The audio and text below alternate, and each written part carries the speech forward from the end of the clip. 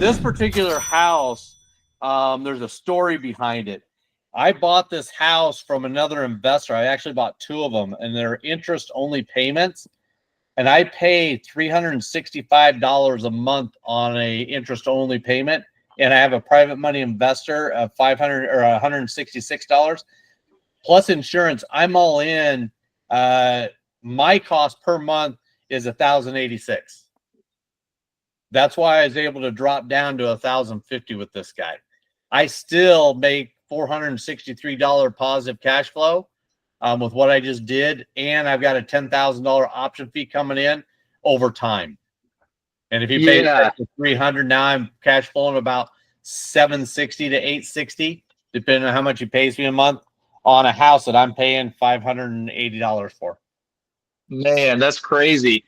Yeah, that I mean, that seems like the way to do it compared to like traditional rentals. I mean, so much better not having to, be on the hook for, tenants just messing the house up every year or whatever. That's awesome. Yeah, and then they go in and they'll fix the house up and do their own thing with it, and it's all good. So right. Yeah, you're gonna have people actually like improving the property because it's theirs compared to like just trashing the shit out of it because they don't they don't care about a rental. Yeah, correct. That's awesome. Yep. So are you usually like what you do is you buy properties on like owner finance from the owner and then you lease option it out to a tenant buyer? Yeah. So I'll buy them subject to with a wrap. I don't buy subject to. I always use a wrap or seller financing, or sometimes I'll pay cash. But if I pay cash, it's with a private money lender's money and pay them interest only. And so I use no money out of my pocket to buy properties ever. Man, that's crazy. So I mean, we're buying one right now in Macon that I talked about earlier. I'll get a loan of about $85,000 from a private money guy, zero money out of my pocket. I'll put about $15,000 in my pocket from that loan, and that thing cash flows about $700-800 a month with no option fee payment on top of that. Yeah, that's crazy. That's the way to do it right there. Yeah, originally I got into, that I was wanting to, build up a portfolio of a bunch of rentals.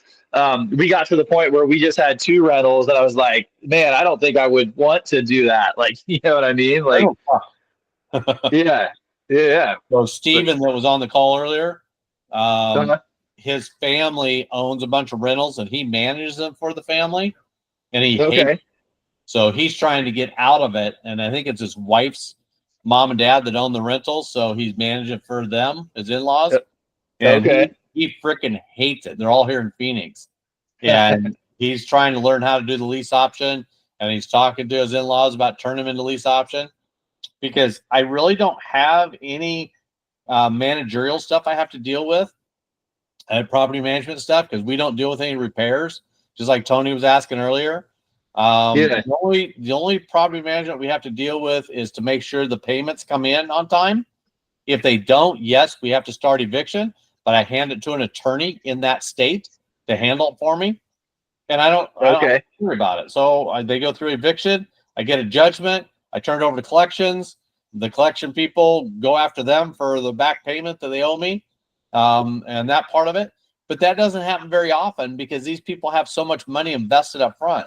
Now, this particular property, I am willing to take $2,000 for, because honestly, the property is a piece of shit. Okay. We usually don't go under $5,000. So, but this property is a piece of shit, and if I can get $2,000 out of it and get it rented, I'm happy. Gotcha. Okay. Yeah, I bet like with most of the other deals, that's probably a really good, like you're weeding out all the people who would fuck the houses up and just do, be like, you're kind of weeding all those people out, because these are people who, they've got a good chunk of cash. They obviously are, doing decently, so they're kind of higher quality tenants than what you could get. Yep, exactly. And that's what it is. You're not dealing with renters. You're dealing with people that want to be a homeowner. This particular couple that you just heard, he's young and his girlfriend is like 4 years older than he is. They already have one kid together, and then she's got some other kids, and they're trying to make a life for themselves. I'll work with them as long as they've got the income, and they do. They're both managers, so they have the income coming in. They're just young and dumb and trying to make a life. So I'll try to help them out if I can. It's a piece of shit house. They can't do any damage to it because it's already damaged. They're going to have to do some work on it, and they know that. And I'm perfectly fine with that with this particular house. Then I've got other houses out there that no way I would do something like this with. For sure. You'd want people who are going to put down like a big chunk up front, and you kind of know they have their shit together pretty good. Yeah. That's the way to do it. I mean, it's the same thing, same basic idea as rentals. You're getting that same cash flow, but it's just a whole different, like, it's people who are like, they're the owner of the property. They're going to look at it like that.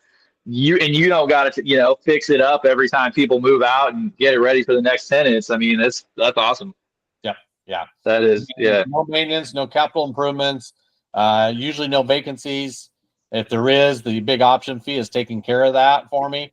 And then no real property management other than just collecting rents. And my assistant does all that. And she spends maybe 8 hours a month dealing with that part of it out of all the portfolio. So not a big crazy deal. Yeah. Yeah. And you wouldn't need a ton of those to be able to get, $4 or $5 grand a month coming in. You can probably, that's amazing. No, you think about it. So, like right now, I said that I used to have $900 a month. Now it's down to $650. Yeah, if you have 10 of those, that's $6,500 a month just in rent. That doesn't count the option fee on top of all that. Yeah. So, I mean, how many do you have to have? And one of you probably haven't heard me say this yet. I don't believe you have to have millions of dollars to be a millionaire. What I believe in is you have to have enough monthly cash flow coming in from your mailbox money to take care of your monthly nut, your rent, your insurance, your food, anything you have like that. If you have that much money coming in, now you're wealthy because you just bought back all your time. You no longer have to go to that 9 to 5, and you can go do any freaking thing you want to do. If you want to go buy another car, go buy another house first. Let that house of $650 make that car payment for you. For sure. Yeah, no, that all day long. Yeah, that's awesome. That's exactly what I am trying to do. Replace my income, and then create more income by doing novation deals and flipping properties, and keep some of that, put some of that, and put some other of what you make doing that into buying more, and keep it rolling like that. Yeah, that's awesome. That's why we do both, because not everything fits in the portfolio. And I'm not going to lose money, so I'll novate it back out. I'll make cash that way, reinvest it or do whatever, but I'm still looking for that buy and hold because I want the mailbox money. Yeah, man, that's awesome. So, do you still get the same like tax benefits as like the depreciation and all that as you do with regular rentals? Absolutely, because I'm the owner of the house. Okay. That's why I pay no taxes. I don't have any federal or state taxes I've paid in several years now, because I have so much depreciation. Damn. Man, yeah, real estate's awesome for sure. Yeah, it's one of the only write-offs you still got for taxes. So, and my accountant keeps saying, John, you got to remember, we can depreciate it over that 27.5 years, but if you ever sell it, you got to recoup that depreciation. It's like, but I'm not selling these. I'm into it for the long haul. The only ones I ever sell is if they're problem childs. I sold one in Macon, Georgia, because it was a problem child. I just sold one in Tucson because it was a problem child. It was the one in Tucson was actually 2 houses, a big house and a small house. I used it as 2 rentals. Had great cash flow when I had them rented, but the area went so bad that both the houses went vacant. Within the first week, it got broke into 3 times. I had the times. Those houses I don't want. That's in the ghetto. So I want out. And so, but I don't sell very often. But I have sold those 2. And I think those were the only 2 I've really sold. So so when you're selling them on a lease option though, isn't it at one point the tenant going to like refinance out and like get a bank loan on the property? Possibly. So the 2 I sold them directly on the MLS. I just need to get rid of them. Now, when somebody exercises their option, I try to convince them to do seller financing with me. The advantage is I don't have all the garbage fees. I don't charge an origination fee. I don't charge discount points. It's easier to get qualified through the SAFE Act than it is through a bank or a mortgage company. So I have easier qualifications. You've already proven to me in the last 5 years that you make your payments on time. So I already know you will make your payments in the future.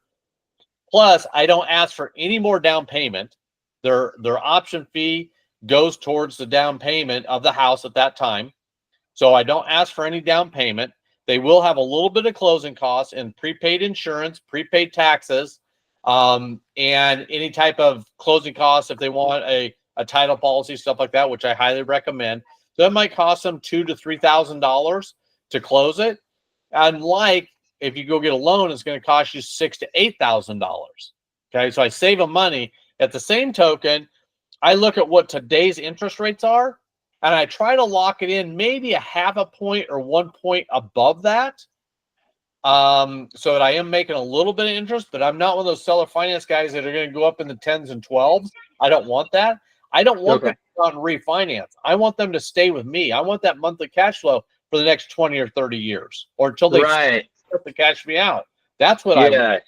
So I don't inflate that. But what I do is I make the term and the interest rate so whatever they're paying today, that cash flow is probably pretty good in my pocket now around that 650 mark, that I'll try to keep it that way.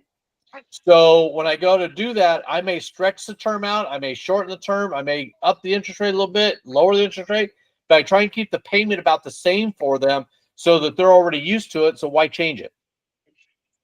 Right. Yeah, that makes a lot of sense. They're just like they're like, yeah, this is our monthly payment. Just keep it the same, and they'll just keep it going. Yeah. Yeah. So the advantage to me is once I sell it to them, I no longer have taxes. I no longer have insurance. So now that gets put on their burden, not mine. Now, what you also have to remember is usually I'll have an underlying loan on that. And if I have an underlying loan, that taxes and insurance are already being escrowed. So if taxes and insurance change, so is their payment. They make up the difference. So my cash flow stays the same for the rest of the time that they own that property. Man, yeah, that's awesome. It's just locked in. Yeah. They're locked in. So I know I'm going to make X for the next 20 years.